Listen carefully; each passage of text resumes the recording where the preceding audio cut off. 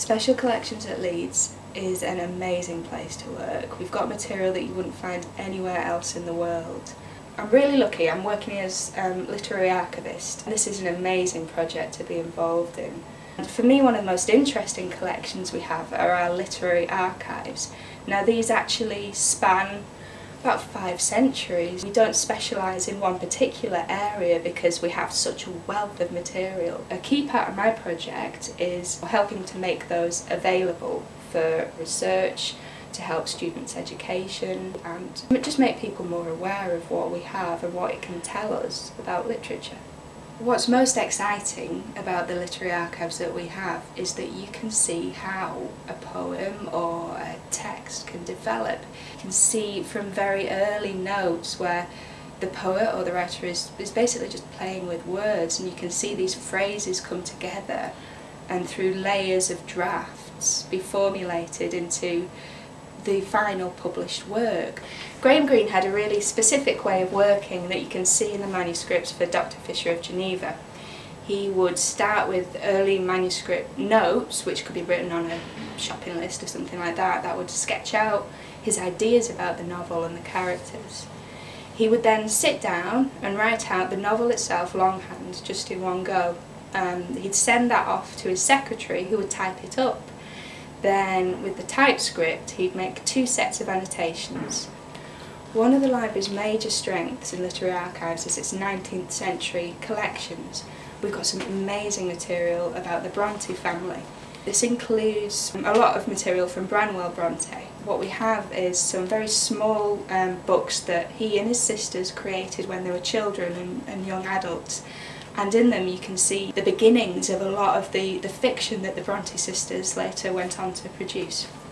One of the most important collections that we have at Leeds, and one that I've been lucky enough to work on cataloguing, are the papers of Tony Harrison, who, as you may know, is a really important Leeds poet, and he's very important to poetry in Britain in the 20th century. We have an amazing range of notebooks, pretty much every notebook that he's used since the 1950s, and these are the drafts for almost every poem, every play and piece of theatre that he's produced in his working life. And these show his creative process in action, so they're an absolutely amazing resource for anybody studying Harrison's work. I'm helping put together some resources to work in schools and in the archives, hopefully using the Harrison collection and exploring poets' creative process and how they put together poetry, and that's why these archives are so valuable for that. There's also a very wide range of correspondence from people that Harrison worked with and knew throughout his career. So there's letters from people like Alan Bennett, from David Hockney, from Leeds poets such as John Silkin, and this can tell you so much about Harrison's work, but about the people that are writing to him as well.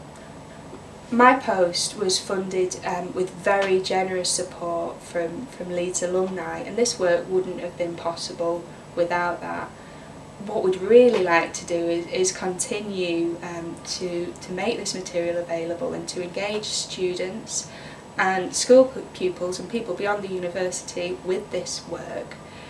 And the only way we can continue to do that is with further donations. When I was an undergraduate, the Brotherton was obviously open to everybody, but the special collections were a holy of holies and you never got to see them. And so to have someone who's there making that available to all the students is terrific.